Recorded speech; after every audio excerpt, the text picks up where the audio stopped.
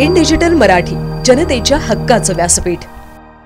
कल्याणमधून एक खळबळजनक घटना समोर आली आहे. पत्नीने प्रियकराच्या मदतीने पतीची निर्घृण हत्या करून मृतदेह दगडाला बांधून विहिरीत फेकून दिलाय.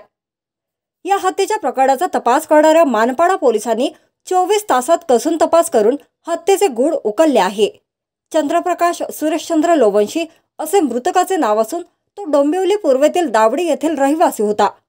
पोलिसांनी हत्येच्या आरोपाखाली पत्नी रीटा लोवंशी आणि तिचा प्रियकर सुमित विश्वकर्मा यांना अटक केली आहे.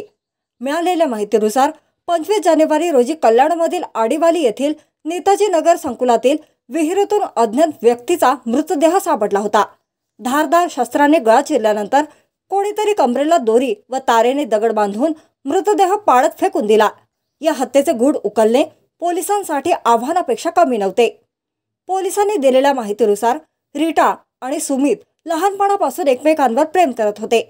प्रेम प्रकरणामुळे रीटाने सुमितसोबत पती चंद्रप्रकाशला मार्गावरून दूर काढण्याचा कट रचला होता. धारदार शस्त्राने खून केल्यानंतर पुरावा नष्ट करण्याच्या उद्देशाने मृतदेह दगडाला बांधून विहिरीत फेकून दिला होता. आज एक पहिला गुन्हा जो आहे मानपाडा पोलीस स्टेशनचा मर्डरचा गुन्हा दाखल झालेला आहे. याच्यामध्ये दावडीला राहणारा व्यक्ती चंद्रप्रकाश सुरेशचंद्र लोवंशी हा 20 तारखेला मिसिंग झालेला होता. त्या संदर्भात त्याच्या पत्नीने मानपाडा पोलीस स्टेशनला मिसिंगची कंप्लेंट दिली होती. परंतु त्याची बॉडी पिसवली शिवारातील नेताजी नगर परिसरात एका विहिरीमध्ये संशयास्पद परिस्थितीत मिळून आली. त्या बॉडीला साधारण 70 ते 80 किलो वजनाचा दगड वायर रोपनी बांधून बॉडीला बांधून ती बॉडी वरती येणार नाही फुगून या दृष्टिकोनातून पुरावा नष्ट करण्याच्या दृष्टीने आरोपींनी प्लॅन करून तो विहिरीमध्ये टाकलेला होता. परंतु 25 तारखेला सदर संदर्भात मानपाडा पोलीस स्टेशनला खुनाचा गुन्हा दाखल असून गुन्हा दाखल झाल्यानंतर senior P I Honmane, P I गुंड आणि त्यांची टीम API आंधळे, FI फडोळ यांनी अतिशय 3-4 प्रकारच्या टीम तयार करून यातील आरोपित सुमित राजेश विश्वकर्मा आणि यातील मयत इस्माची पत्नी रीता चंद्रप्रकाश लोवंशी या 2 आरोपींना ताब्यात घेऊन हा गुन्हा उघडकीस केलेला आहे. या गुन्ह्यात विधी संघर्षित बालकांचा देखील सहभाग आहे.